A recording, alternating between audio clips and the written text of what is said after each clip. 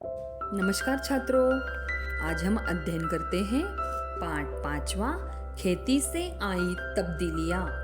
तब्दीलियाँ यानी कि परिवर्तन या बदलाव, जिसके लेखक हैं पंडित जवाहरलाल नेहरू।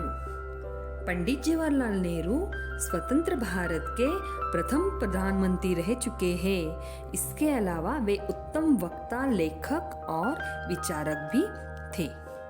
प्रस्तुत पत्र में यानी कि जवाहरलाल नेहरू जी ने अपनी सुपुत्री इंदिरा गांधी जी को यहाँ पर एक खत लिखा हुआ है, जिस खत में उन्होंने आदिम अवस्था से लेकर मनुष्य ने आगे बढ़कर खेती के माध्यम से जिस प्रकार से प्रगति की है यह बताया है। इसके अलावा पंडित जवाहरलाल नेहरू जी ने अमीर गरीब एवं बचत प्रणाली को अत्यंत सुंदर ढंग से यहाँ पर समझाया है। चलिए अध्ययन करते हैं खेती से आई तब्दीलियाँ। प्रिय बेटी इंदिरा, अपने पिछले खत में मैंने कामों के अलग अलग किए जाने का कुछ हल बतलाया था।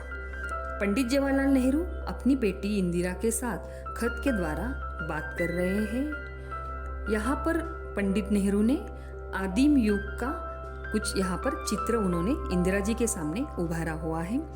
बिल्कुल शुरू में जब आदमी सिर्फ शिकार पर गुजर बसर करता था, गुजर बसर यानी जीविका व्यतीत करना, काम बटे हुए नहीं थे, यानी काम बिल्कुल भी बांटे हुए नहीं थे। हर एक आदमी शिकार करता था, यानी कि जब आदिम युग था उस समय मनुष्य शिकार पर ही अपना जीवन निर्वाह करता था और मुश्किल से खाने भर को पाता था, यानी शिकार करने के बाद केवल पेट भरने तक ही उसे कुछ मिल पाता था। सबसे पहले मर्द और औरतों के बीच काम बंटना शुरू हुआ, यानी कि मर्द के काम अलग और औरतों के काम अलग, ऐसा उस समय शुरुआत हुई। मर्द शिकार के लिए जाता था और औरत घर में रहकर बच्चों को और जानवरों को पालने का काम करती थी। निगरानी करना यानी देखभाल करना मर्द का काम था, शिकार करना, और औरतों का काम था घर के बच्चे संभालना और जो पालतू जानवर है जैसे कि कुत्ते हैं, बिल्ली है, गाय, भैंस, उनकी देखभाल करना। इस प्रकार यहाँ पर मनुष्य ने क्या किया कि धीरे धीरे यहाँ पर मनुष्य शिकार से दूर होता हुआ खेती की तरफ बढ़ने लगा। खेती करते करते मनुष्य ने बहुत सी नई नई बातें यहाँ पर खोज निकाली और सबसे पहले मनुष्य सीखा कि कई कामों को हम अलग अलग हिस्सों में बांट सकते हैं। जैसे कि कुछ लोग शिकार करने लगे तो कुछ लोग खेती करने लगे, कुछ लोग खेती करते करते हल चलाने लगे। जैसे जैसे दिन गुजरते गए वैसे वैसे आदमियों ने नए पेशे यानी कि काम सीखा और उनमें वो माहिर होता चला गया, पक्का यानी माहिर होता चला गया। खेती का दूसरा अच्छा नतीजा यानी फल ऐसा हुआ कि धीरे धीरे गांव और कस्बे बने। कस्बे यानी कि बस्ती, मनुष्य बस्ती बनने लगी, लोग आबाद होने लगे। आबाद यानी कि बसा हुआ होना, बसने लोग यानी कि जहाँ पर खेती होती है वहीं पर ये लोग बसने लगे, रहने लगे। इस प्रकार जो शिकार के कारण यहाँ वहाँ घुमा फिरा करते थे वही लोग एक जगह पर रहना उन्हें अब पसंद आने लगा, क्योंकि शिकार तो हर एक जगह पर मिल जाती है, लेकिन इस प्रकार से खेती को यहाँ से वहाँ उठाकर ले जाना मतलब कि सही नहीं था। इसीलिए लोग एक ही जगह पर रहने लगे और वहाँ पर उन्होंने अपनी बस्तियाँ बढ़ाई। दूसरी बात यह हुई कि जानवरों की वजह से भी उन्हें घूमना पड़ता था, क्योंकि जानवरों को चराने के लिए चरागाहों की ज़रूरत यहाँ पर महसूस होने लगी। चरागाहों का मतलब होता है जहाँ पर जानवर चरने का काम करते हैं, उसकी उन्हें ज़रूरत महसूस होने लगी। तो उसकी निर्मित के लिए भी उन्होंने क्या किया, वहाँ पर प्रयत्न किया और इस प्रकार वो क्या करने लगे, धीरे धीरे खेती करते करते बाकी काम भी वो धीरे धीरे सीखने लगे और करने लगे। जब मनुष्य खेती करने लगा उस समय क्या हुआ कि जमीन के पास रहना उसे अत्यंत आवश्यक हो गया और इस प्रकार खेती बाड़ी छोड़कर वो दूसरी जगह नहीं जा सकता था। इसीलिए उसने क्या किया, लगातार खेती का काम साल भर किया और इस प्रकार गांव और गांव के शहर में रूपांतर हो गए और गांव का शहर बन गया। दूसरी बड़ी बात खेती करते हुए यह हुई कि मनुष्य की जिंदगी आराम से कटने लगी यानी कि जब खेती किया करता था उस समय अनाज पैदा करना शिकार खेलने से ज़्यादा आसान उसे लगने लगा, क्योंकि अनाज इतना पैदा होता कि वो अनाज या फल एकदम नहीं खा सकता था। वो उसे सुरक्षित रखने लगा और इस प्रकार उसे अच्छा एहसास होने लगा कि आदमी निपट यानी कि वो एकदम से शिकारी था, लेकिन धीरे धीरे वो किसकी तरफ बढ़ गया, धीरे धीरे वो खेती की तरफ बढ़ गया। अब उसे धीरे धीरे एक बात ध्यान में आने लगी कि मनुष्य अगर खेती करेगा तो उससे काफ़ी अनाज वो पैदा कर सकता है।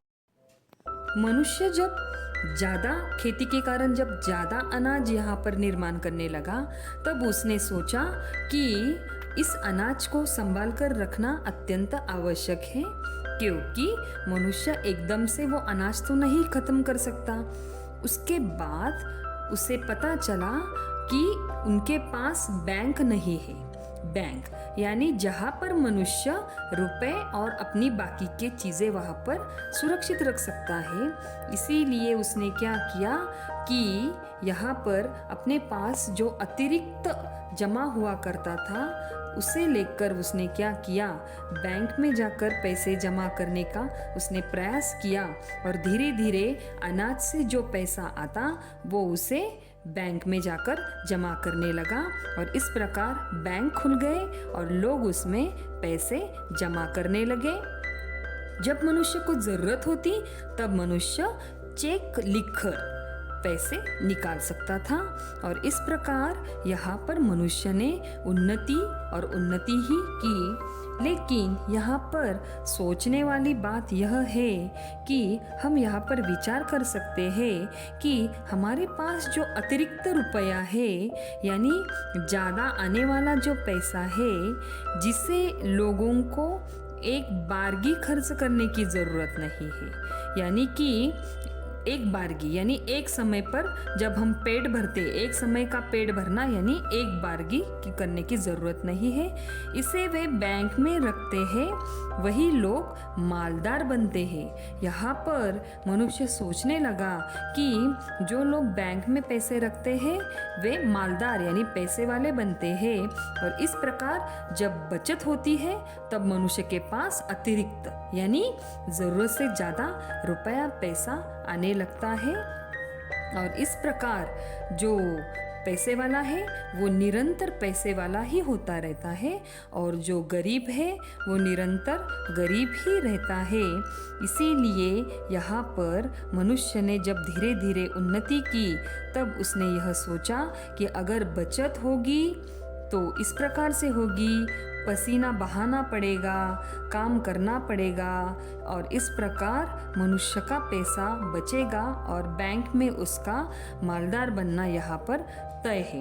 इसी कारण आज जिनकी बचत होती है वही मालदार है और जिनकी बचत नहीं होती वे लोग आज गरीब आदमी की तरह अपना जीवन जीते हैं और अपना सिर खपाते हैं। यानी यहाँ पर मनुष्य को बुद्धि का भी धीरे धीरे एहसास होने लगा। यहाँ पर पंडित जी आगे अपने लड़की से यह कहते हैं कि आज इस समय तुम्हें यह जानकारी पर्याप्त यानी काफ़ी है कि खेती से आदमी को ज़्यादा खाना मिलने लगा जिसे वो नहीं खा सकता था। इसीलिए वो क्या करने लगा, उसे जमा करने लगा और फिर उसने धीरे धीरे पैसे भी जमा किए। कहाँ पर? बैंक में। उसके बाद उसके पास बहुत सारी गाय, भैंसे, ऊंट और अनाज जमा होने लगा और धीरे धीरे मनुष्य अमीर कहलाने लगा। इस प्रकार उसने यहाँ पर अपनी लड़की को, पंडित जी ने इस प्रकार से खेती के बाद मनुष्य की जो उन्नति हुई है उसका चित्रण उन्होंने यहाँ पर किया हुआ है। धन्यवाद छात्रों।